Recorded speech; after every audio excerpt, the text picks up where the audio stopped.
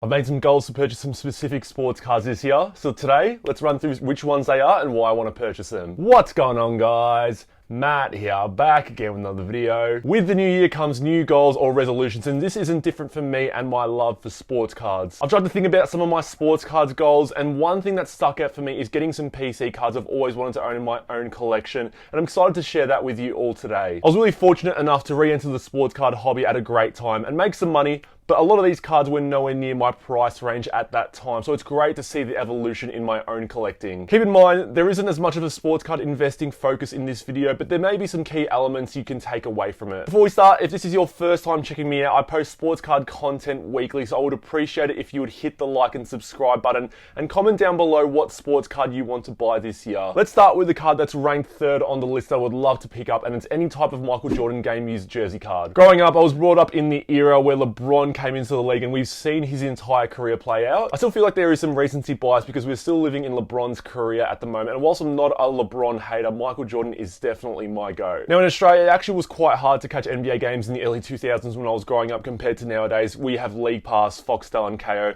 and really the only way I could learn about the game were through NBA documentaries. Going to op shops and finding DVDs about Michael Jordan's career, watching them over and over and learning about his mindset throughout his career really did inspire me growing up. Even the house we bought when I was a kid had a Chicago Bulls backboard, so being like Mike was a massive part of my childhood. Now, I'll be honest, I actually don't know too much about basketball cards pre-Panini. I know almost next to nothing about cards in Michael Jordan's era other than they were overprinted. I do have great memories of going to the market in the early 2000s and seeing a Topps Michael Jordan card and thinking it was the coolest thing ever. I actually saved that card in the folder and it's currently at grading, which if I'm telling the truth, I don't really care about the grade. I just want to protect it in my collection as a reminder of what got me into sports cards. Now, if you didn't know, Michael Jordan jersey cards are quite expensive and they're normally in the $400 US range. If I'm going into specifics, I probably want an upper deck one which has a photo of MJ in the Bulls jersey, but I also wouldn't mind a dual jersey card with LeBron James like the one that sold recently for $526. I think the dual jersey featuring MJ and LeBron will be iconic because you've got two of the greatest basketball players of all time on the same card. So if you're looking at it from an investment perspective, I think you do fine as well. Let's go on to the second card, and I would really love to own a high-end Jalen Green card, whether that would be an autograph or low-numbered Prism card. I'm a Houston fan if you didn't know, and at the expense of first-round draft picks,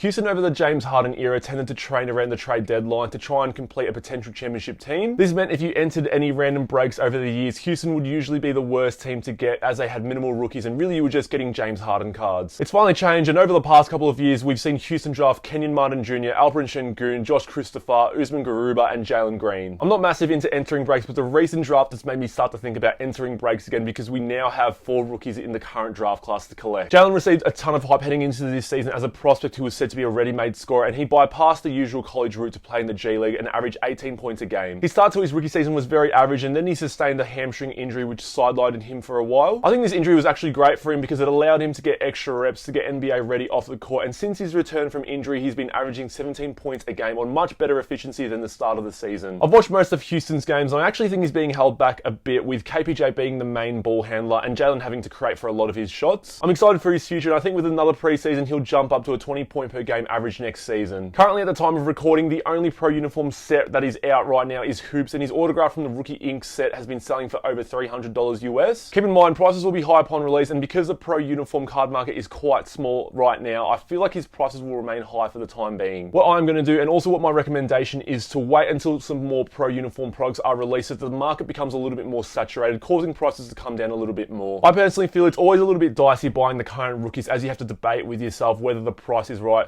or if there's any recency bias baked in. Now onto the number one card I want to have by the end of the year, and it's a rookie auto of the player that got me invested into the game of basketball, Yao Ming. If you followed the game of basketball from the early 2000s, you should know who Yao Ming is. He stood at 7 foot 6 inches tall and carried the weight of a nation on his shoulders when he was selected as the number 1 pick of the Houston Rockets. Basketball has become a very multicultural sport nowadays, but having an Asian player selected first in that period was crazy, and the crowd present at the NBA draft actually booed Yao's selection. Now for me, growing up Asian, it's hard to find Asian athletes who are successful, and Yao was a great inspiration for me. I think if you've never watched Yao play, you'd assume he was a big stiff as he was so tall, but he was actually quite mobile and agile for his size. Big men aren't generally known for being the best free throw shooters, but Yao was able to maintain an 83% free throw average throughout his entire career. Unfortunately, as is the case with most big men, his height and weight predisposed him to a high injury risk, and he was forced to retire early thanks to numerous fractures in his foot, with career averages of 19 points and 9 rebounds a game. Now, if you didn't know, Asia is really prominent with sports cards, and their love for sports is brought up even more with Asian athletes. I've spoken about this before, but I purchased Jeremy Lin's Contenders RPA at the height of the sports card market, and that card has not moved in that period since. Even a player like Yi Zhanlian, who is widely considered to be an NBA bust, has rookie cards at auction relatively high in comparison to what he actually achieved. So I feel like if I purchase a Yao Ming rookie auto in 5 to 10 years time, I'm confident it will have not gone down in price,